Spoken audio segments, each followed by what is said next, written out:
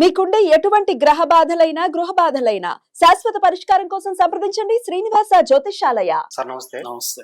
కుకట్పల్లిలో సహస్రాన్ని ఎవరైతే చంపారో ఆ బాలుడు, ఇది అతనికి రెండో హత్య అని, గతంలో కూడా హత్య చేశాడని చెప్పి వార్తలు అవి వస్తున్నాయి.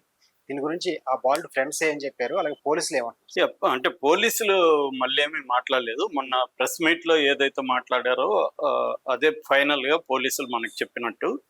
అయితే చార్జ్ షీట్ వేసినప్పుడు కానీ మనకు క్లారిటీ రాదు. చార్జ్ షీట్ లో వాళ్ళు, ఎందుకంటే ఇది ప్రైమా ఫేసి ఎవిడెన్స్, ప్రాథమిక విచారణలో తేలిన విషయాల్ని, అట్లాగే మెటీరియల్ ఎవిడెన్స్, ఆ కత్తి కావచ్చు, బట్టలకు సంబంధించి ఆ బ్లడ్ మరకలు, ఆ అబ్బాయి ఏంటంటే కత్తిని క్లీన్ చేసేసాడు, బట్టలను కూడా క్లీన్ చేసేసాడు. క్లీన్ చేసినప్పటికీ కూడా ఇవాళ ఏంటంటే ఫోరెన్సిక్ సైన్స్ టెక్నాలజీలో బ్లూరే టెక్నాలజీ అంటారు, మామూలుగా బ్లూ లైట్ టెక్నాలజీ. అది యాక్చువల్ గా ఒక బ్లూ లైట్ ని దీని మీద వేసినప్పుడు బ్లడ్ లో ఉండే ఐరన్ ని అది రిఫ్లెక్ట్ చేసి మొత్తం బయటికి తీస్తుంది అన్నమాట. అటువంటి ఒక టెక్నాలజీ ద్వారా ఇవాళ బ్లడ్ శాంపుల్స్ అనేవి కూడా తీసుకోవచ్చు. మనకు అప్పుడు మీర్పేటలో కూడా ముక్కలు ముక్కలకి చేసి అతను క్లీన్ చేసేస్తాడు మొత్తం, అసలు ఎముకలంతా కూడా ఉడికిచ్చి కాల్చి మొత్తం క్లీన్ చేసేసినప్పుడు కూడా ఈ టెక్నాలజీ ద్వారానే అప్పుడు కూడా కనిపెట్టారు అనమాట. అలాగా పోలీసులు material evidence, scientific evidence plus corroborative evidence అంటే సాక్షులు, ఇవన్నీ కూడా రెడీ చేసుకొని తర్వాత పెడతారన్నమాట. ఇప్పుడు ప్రాథమిక విచారణ మాత్రమే జరిగింది. అయితే ఇప్పుడు రోజుకొక సంచలనమైన విషయాలు ఈ అబ్బాయి గురించి వస్తున్నాయి. ఇదేంటంటే మామూలుగా పోలీసులు ఏం చెప్పారు, ఒక క్రికెట్ బ్యాట్ కోసం వెళ్ళాడు, బ్యాట్ ని దొంగిలిద్దామని వెళ్ళాడు. అనుకోకుండా ఈ అమ్మాయి అతన్ని చూసి సట్టుబట్టుకునింది, దాంతో తోశాడు కత్తితో. ఆమె అరుస్తుండేసరికి ఈ అబ్బాయి కేకలేస్తుందని కత్తితో పొడిచాడు అనేది వాళ్ళు చెప్పారు. ఇది ఎవరు నమ్మట్లేదు యాక్చువల్ గా, ఎందుకంటే ఈ అబ్బాయి 1 month బ్యాక్ డీటెయిల్ గా రాసుకున్నాడు. అందులో ఏం రాసుకున్నాడు, ఇంటికి వెళ్ళాలి, గ్యాస్ ని బయటికి తీయాలి, గ్యాస్ సిలిండరా గ్యాస్ స్టవ్ అనేది రాయలేదు, గ్యాస్ అన్నాడు, తీయాలి, తర్వాత లాక్ ని కత్తితో ఓపెన్ చేయాలని కత్తి కూడా రాసుకున్నాడు, కత్తితో ఓపెన్ చేయాలి, దాని తర్వాత డబ్బులు తీసుకొని మళ్ళీ గ్యాస్ ని అక్కడ పెట్టేసి లీక్ చేసి వచ్చేయాలి అనేది అబ్బాయి నీట్ గా స్టెప్ బై స్టెప్ రాసుకున్నాడు. మిషన్ థెఫ్ట్ అని, మళ్ళీ మిషన్ డన్ అని కూడా రాసుకున్నాడు. అంటే క్లియర్ గా అబ్బాయి డబ్బుల దొంగతనాని కోసం, హుండీ ఉంది, ఆ హుండీలో డబ్బుల దొంగతనం కోసం వెళ్ళాలి, కత్తి తీసుకొని వెళ్ళాలి, కత్తి తీసుకొని వెళ్ళే పర్పస్ కూడా అబ్బాయి రాసిన దాన్ని బట్టి లాక్ ఓపెన్ చేయడానికి కోసం కత్తి తీసుకెళ్ళాలి అనేది ఆ అబ్బాయి రాసుకున్నాడు. సో కానీ ఇప్పుడేంది, వీళ్ళు చెప్పేది ఏంది, బ్యాట్ కోసం పోయాడు. బ్యాట్ కోసం ఈ స్థాయిలో చేస్తాడా? అది కాస్ట్లీ బ్యాట్ కూడా కాదంటున్నారు, అదేం పెద్ద కంపెనీది కూడా కాదని.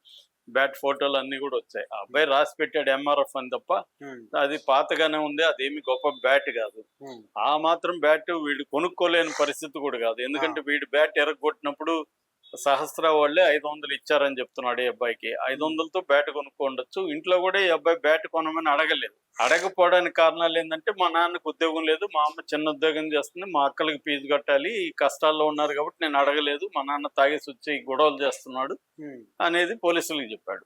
సరే, ఏదైనా బ్యాట్ కోసం, సరే బ్యాట్ దొంగిలించాడు, ఆ అమ్మాయిని తోసేసి వచ్చేయచ్చు కదా పక్కకి, ఈ అబ్బాయి మామూలుగా వచ్చేసి ఉండొచ్చు. మహా అంటే ఏం చెప్తుంది, దొంగిలించాడని చెప్తుంది, అంతకంటే ఏం లేదు. దీనికోసం చంపేయాలన్నంత పరిస్థితి. అబ్బాయి తెలివైనడు, వెబ్ సిరీస్, క్రైమ్ సిరీస్ చూస్తున్నాడు, హారర్ చూస్తున్నాడు, అబ్బాయికి నాలెడ్జ్ ఉంది.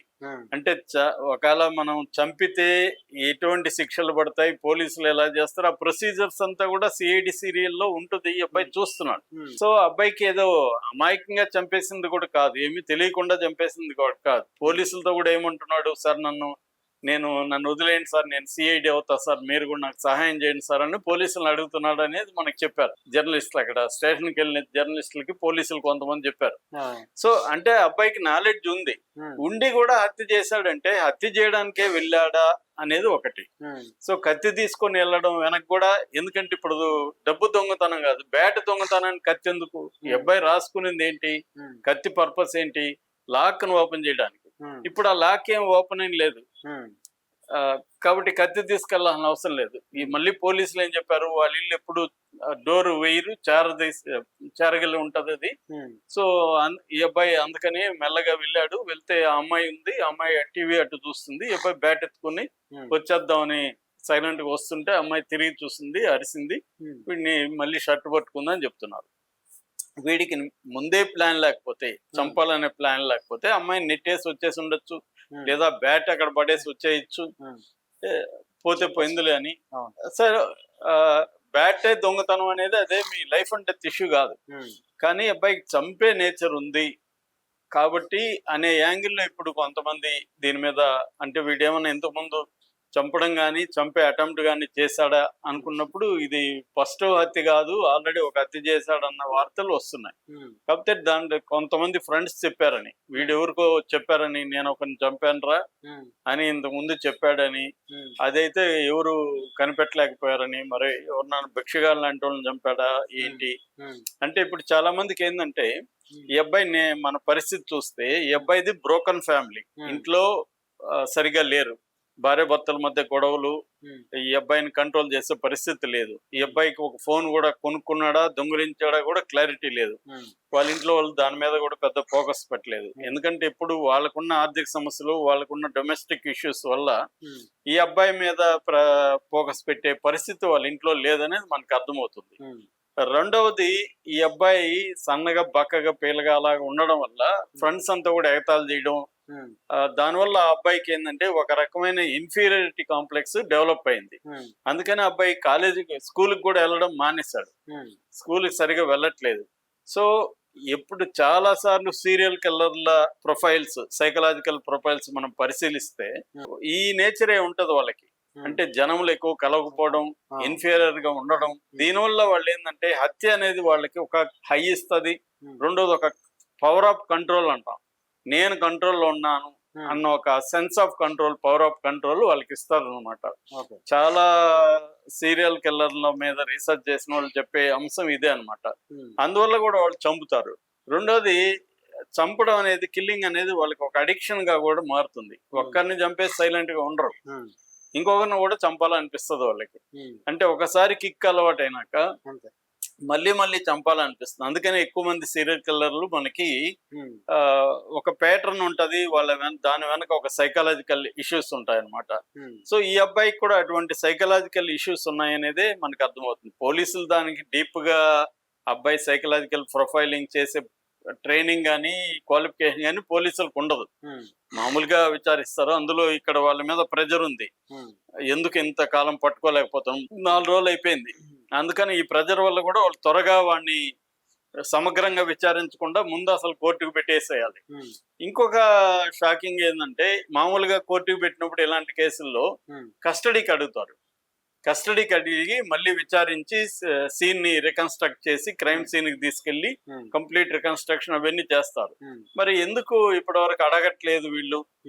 ఈ అబ్బాయిని మేడ్చల్లో ఉండే స్పెషల్ హోమ్ ఫర్ బాయ్స్ అని ఉంటది మేడ్చల్లో, అంటే మేడ్చల్ల బౌరంపేట అంటారు దాన్ని, మేడ్చల్ల డిస్టిక్ కైసర్ నగర్ లో బాచ్పల్లి మెయిన్ రోడ్ లో ఉంటది అనమాట. అది అక్కడ ఈ అబ్బాయిని కోర్టు అక్కడ పెట్టమని ఆదేశించింది. మేడ్చల్ కోర్టుకు తీసుకెళ్లారు, మేడ్చల్ కోర్టు అక్కడ ఆదేశించింది కాబట్టి అక్కడ పెట్టారు. ఓకే, కానీ మామూలుగా అయితే ఇతన్ని మళ్ళీ కస్టడీకి తీసుకొని ఇంకా సమగ్రంగా విచారించాలి, అది విచారించట్లా. అందుకనే సహస్ర తల్లి కూడా ఇదే ఆరోపిస్తుంది, దీని వెనక్కి ఎవరున్నారు అంటే వాళ్ళ అమ్మ నాన్న రోల్ కూడా ఉంది, ఈ అబ్బాయి చంపడం కోసమే వచ్చాడు, మా పాపను చంపాలని ముందే ప్లాన్ చేసుకొని వచ్చాడు, అందుకని ఈ అబ్బాయి చంపినాక కూడా కూల్ గా కత్తి కడగడం, అంటే ఈ అబ్బాయికి ఒక నాలెడ్జ్ ఉంది చంపినాక ఏం చేయాలనేది కూడా. ఇంటికి వెళ్ళి స్నానం చేసి బట్టలు దీంట్లో వాషింగ్ మిషన్ లో ఉతికించడం, దాని తర్వాత ఏం తెలియనట్టుగా తన కుందేలు అపస్మారక స్థితిలోకి వెళ్ళిపోతే కుందేలు తీసుకొని డాక్టర్ దగ్గరికి వెళ్ళి అది చనిపోతే బాధపడడం, ఆ తర్వాత మళ్ళీ వీళ్ళింటికే వచ్చి వీళ్ళ సహస్ర వాళ్ళ తమ్ముడిని ఓదార్చడం, ఇవన్నీ చేశాడంటే అబ్బాయి ఏజ్ పక్కన పెట్టేయండి, ఏజ్ ఎంత అనేది మనకు అనవసరం, ఇక్కడ అబ్బాయి బిహేవియర్ ఏంటి అనేది ఇంపార్టెంట్. సో ఆ బిహేవియర్ చూసినప్పుడు అడల్ట్ గా బిహేవ్ చేస్తున్నాడు అబ్బాయి, చైల్డ్ గా బిహేవ్ చేయలేదు. మామూలుగా చాలా సన్నివేశాల్లో చిల్డ్రన్ అడల్ట్స్ గా బిహేవ్ చేసే సన్నివేశాలు చాలా ఉంటాయి. ఫర్ ఎగ్జాంపుల్ లేటెస్ట్ గా అడోల్సెన్స్ అనే ఒక లిమిటెడ్ వెబ్ సిరీస్ నెట్ఫ్లిక్స్ లో వచ్చింది, ప్రపంచాన్ని కుదిపేసింది ఈ వెబ్ సిరీస్. ఓకే. దాంట్లో కూడా 13 ఏళ్ల బాబు వాళ్ళ క్లాస్మేట్ అమ్మాయిని చంపేస్తాడు. దాని మీద ట్రయల్ జరుగుతుంది. అది వండర్ఫుల్ ఉంటుంది, సింగిల్ షాట్ అన్నమాట. మొత్తం వెబ్ సిరీస్ అంతా ఒకే షాట్, ఎక్కడ షార్ట్ కట్ కాదు. అది కూడా ప్రయోగం చేశారనమాట. ఓకే. సో అది అప్పుడు కూడా ఇదే జరిగింది. అంటే టీనేజ్ పిల్లలు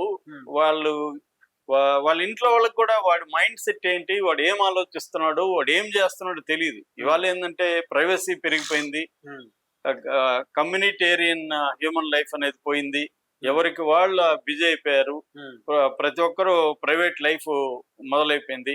అందుకని ఎవరు మన పక్కనే ఉంటాం కానీ వాడు ఏం చేస్తున్నాడు, వాడు ఏం ఆలోచన విధానం మనకు అర్థం కాదు. అటువంటి ఒక సిచ్యువేషన్ ప్రపంచవ్యాప్తంగా పెరిగింది. ఆ సిరీస్ అదే, అందుకనే హిట్ అయింది కూడా ఆ సిరీస్. ఇది కూడా సేమ్.